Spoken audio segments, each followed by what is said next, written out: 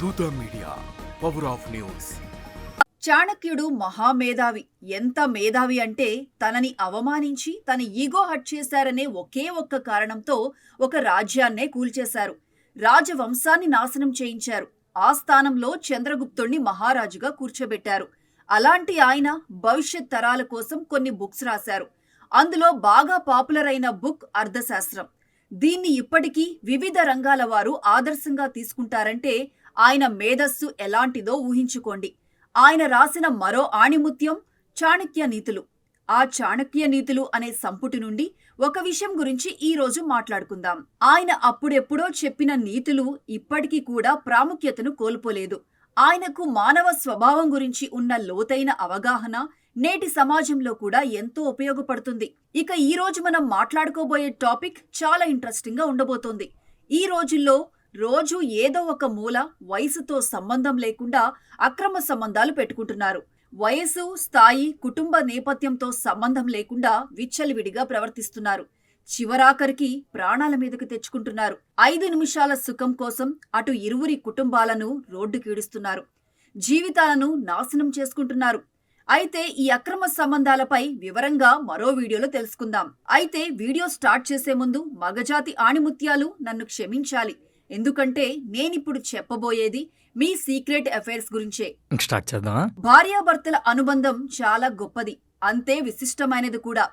కామిగాని వాడు మోక్షగామి కాడు అని శంకరాచార్యులు అన్నారు. కానీ నేటి కాలంలో ఆ మాటని తప్పుగా అర్థం చేసుకొని తప్పుల మీద తప్పులు చేస్తున్నారు. కుటుంబ సంబంధాలు నిర్వీర్యం అవుతున్న ఈ రోజుల్లో వావి వరుసలు లేకుండా రాజ్యమేలుతున్న అక్రమ సంబంధాల వల్ల బలైన అమాయకుల ప్రాణాలెన్నో. మొక్కై వంగనిది మానై వంగునా అనే సామెతని ఆధారంగా తీసుకొని అసలు ఈ సంబంధాలను ఎలా గుర్తించాలనే కోణంలో కొంచెం విశ్లేషించే ప్రయత్నం చేద్దాం.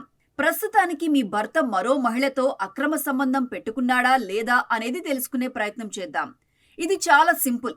ఒక భార్యగా మీరు భర్త ప్రవర్తనలో వచ్చే మార్పులను గమనిస్తే చాలు, ఇట్టే తెలిసిపోతుంది.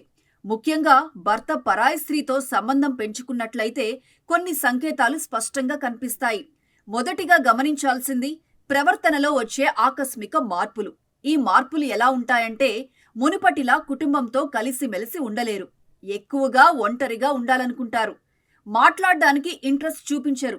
ఈ సంకేతాలు మొదటి స్టేజ్. తర్వాత వచ్చే లక్షణం అబద్ధాలు చెప్పడం. చిన్న చిన్న విషయాలకైనా ఈజీగా అబద్ధాలు చెప్తారు.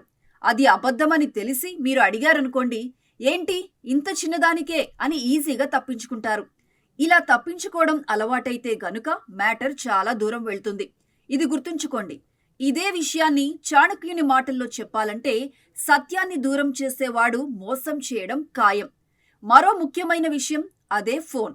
ఇది వరకులా కాకుండా ఎక్కువగా ఫోన్ యూజ్ చేయడం చేస్తారు. ఫోన్ యూజ్ చేసేటప్పుడు ముసిముసి నవ్వులు నవ్వుతారు. ఫోన్ యాప్స్ల పాస్వర్డ్ మారుస్తారు.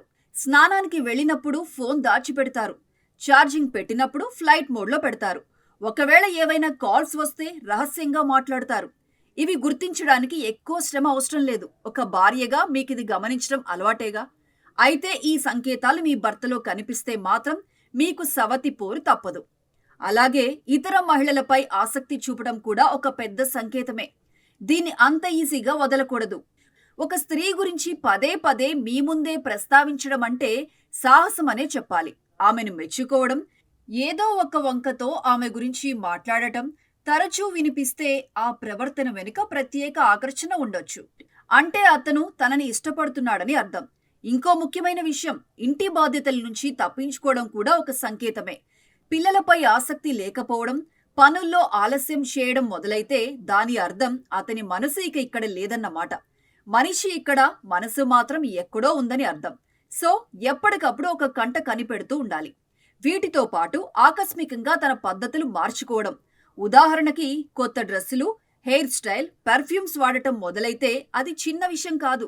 మరొకరి కోసం మారుతున్న ప్రయత్నం. ఎవరినో ఇంప్రెస్ చేయడం కోసం నానా రకాల ప్రయత్నాల్లో ఒక ప్రయత్నమే ఇది. ఇంకొంతమంది మగ మహారాజులైతే సీక్రెట్గా డబ్బులు ఖర్చు పెడతారు.